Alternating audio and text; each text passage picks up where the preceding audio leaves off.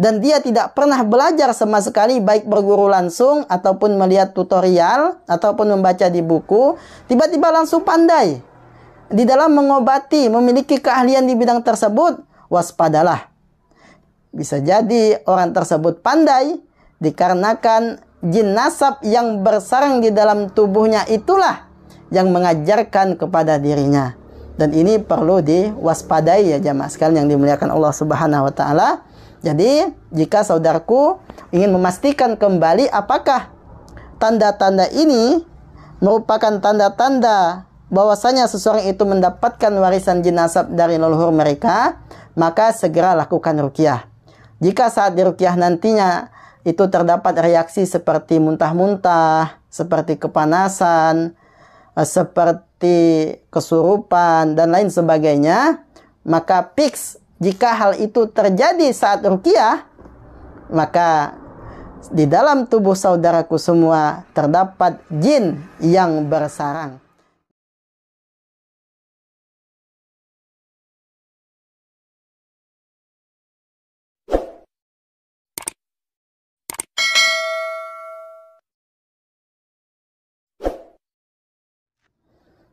Bismillahirrahmanirrahim. Assalamualaikum warahmatullahi wabarakatuh.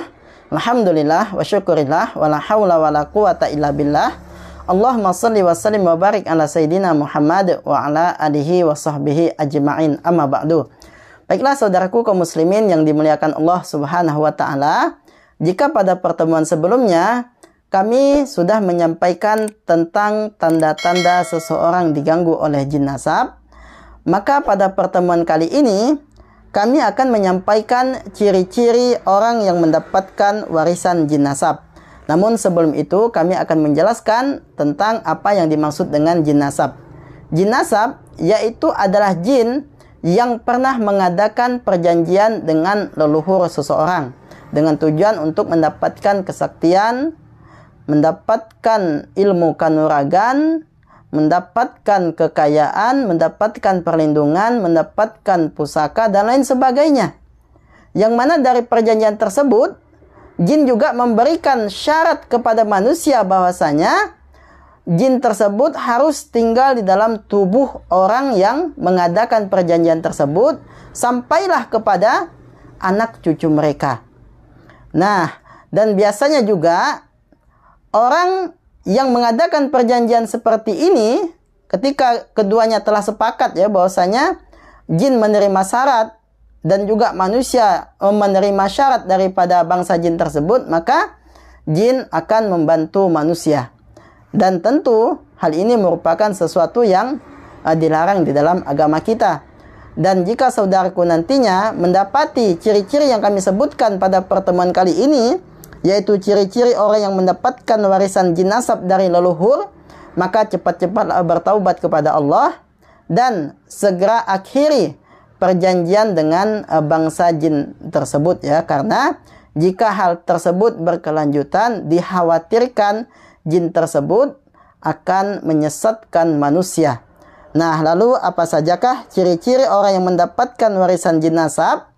Yang pertama, orang yang mendapatkan warisan jin nasab dari leluhur mereka yaitu ketika tidur sering mimpi bertemu dengan orang tua atau leluhur yang sudah meninggal dunia. Jika di dalam mimpi saudaraku semua didapati bahwasanya sering sekali bermimpi bertemu dengan sosok yang menyerupai leluhur kita ataupun leluhur manusia tersebut, leluhur saudaraku semua, maka waspadalah. Bisa jadi yang datang di dalam mimpi tersebut adalah jin nasab yang menyerupai leluhur seseorang tersebut. Maka ketika ini terjadi pada seseorang tersebut harus berwaspada. Dan ketika tidur hendaklah nantinya sering berwudu, kemudian membaca doa, membaca ayat kursi, membaca surah Al-Ikhlas, Al-Falaq, dan juga An-Nas, dan zikir-zikir yang ma'ruf yang lainnya. Hal ini dilakukan dengan tujuan agar jin tersebut tidak semena-mena mengganggu manusia tersebut. Nah, kemudian yang kedua, orang yang mendapatkan warisan jin nasab, yaitu sering didatangi sosok yang menyerupai leluhur yang telah meninggal dunia dalam keadaan sadar.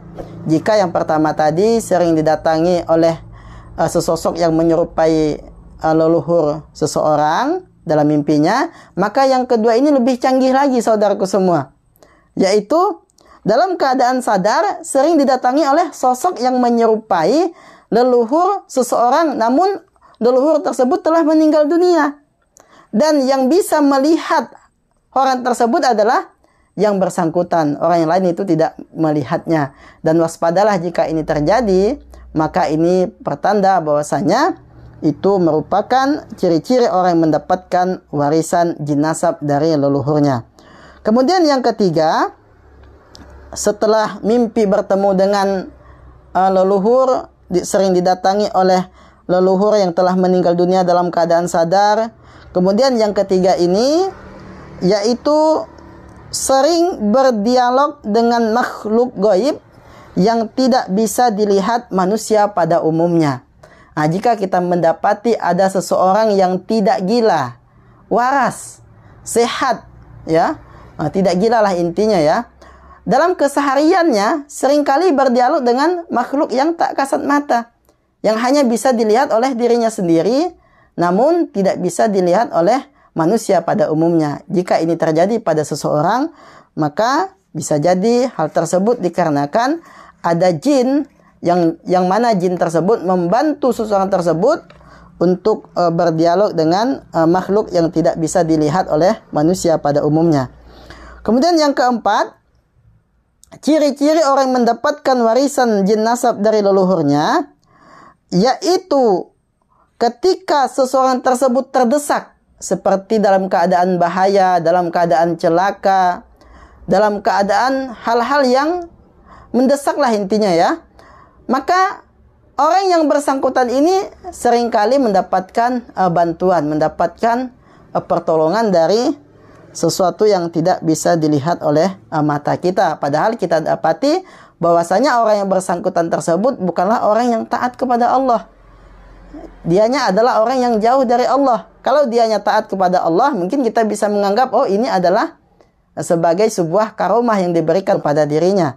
Namun jika kita mendapati bahwasanya seseorang tersebut sangat jauh dari Allah Subhanahu wa taala, sholatnya juga tidak dilakukan, atau ada yang melakukan namun sering bolong-bolong, tidak istiqomah dengan kebaikannya, dengan amalnya, kemudian sedang melakukan kemaksiatan, dalam keadaan bahaya tiba-tiba sering mendapatkan pertolongan, bisa jadi yang memberikan pertolongan tersebut adalah bangsa jin. Tentunya semua itu dilakukan dengan izin Allah Subhanahu wa taala. Dan hal ini perlu diwaspadai.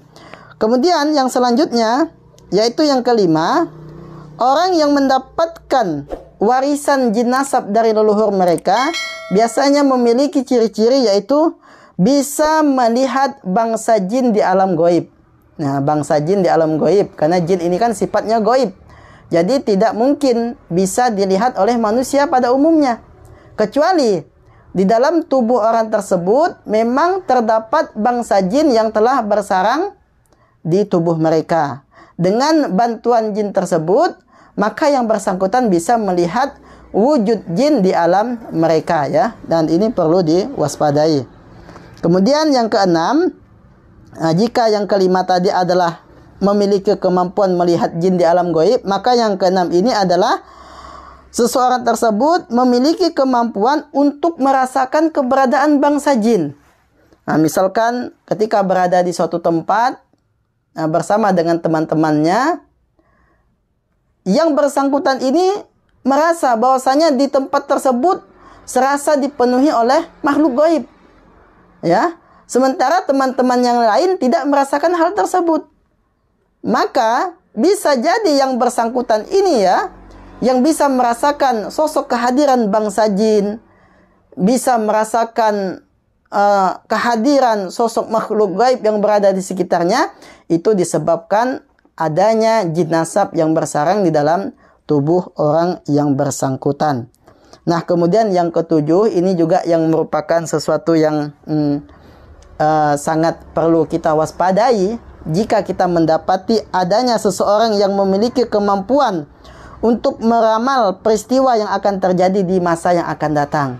Nah, jika kita mengetahui ya, ataupun jika seseorang itu mendapati ya ada saudaranya atau keluarga dekatnya atau temannya, dia memiliki kemampuan untuk meramal bahwasanya di tanggal sekian, di hari sekian akan terjadi bencana di daerah ini, akan terjadi sesuatu di sini, bahwa si A tanggal sekian nanti akan meninggal dunia.